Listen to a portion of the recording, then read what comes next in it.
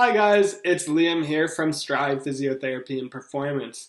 And in today's video, we'll be talking about safe and effective running progressions to get someone from sitting on the couch to running 5 kilometers.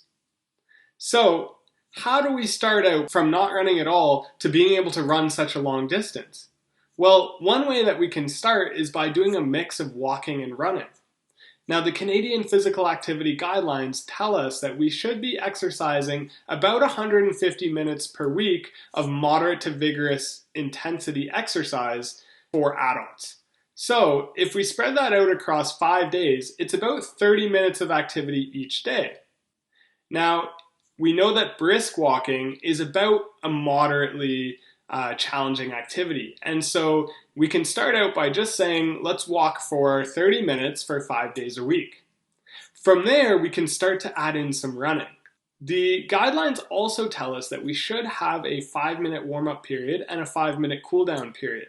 So to make things simple, we can say that those times are going to be walking times. If it's a half an hour workout, that then gives us 20 minutes to have a mix of walking and running in order to actually challenge ourselves. So what we're going to do to start off very simply and easy is going to be starting out with running for a very short period of time. So within that 20-minute window, we might try running for, let's say, 30 seconds. From there, you're going to stop and start walking until you feel that you've recovered from that run.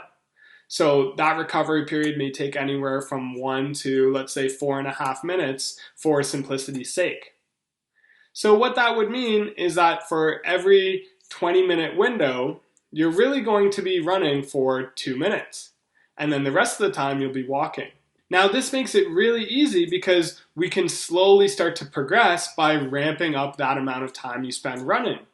We could also progress by making your run a little bit faster. So you could run a little faster during that time period. And then the last way we could make it more challenging or progress it is by increasing the frequency that we're running. So with the frequency, we want to be a little bit careful because our bodies do need time to rest and recover.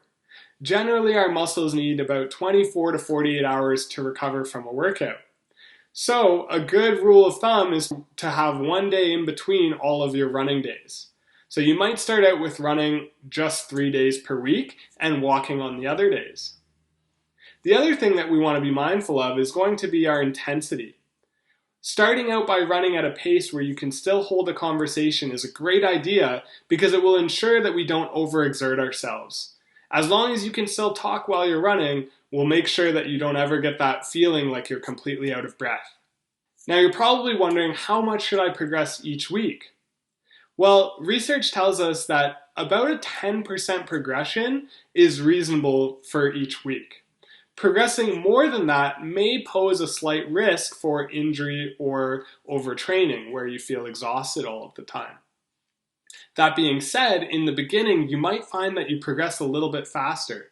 Remember that as we get better and better, progression often becomes more and more difficult. So don't beat yourself up if you find that you progress really quickly in the beginning and then start to slow down a little later on. But keep in mind that a 10% progression weekly is totally reasonable, even if it feels like it's a little bit slow. Let us know what you guys think about the video and all the stuff we talked about today in the comments, and please feel free to share your own running journey. Until next time, take care.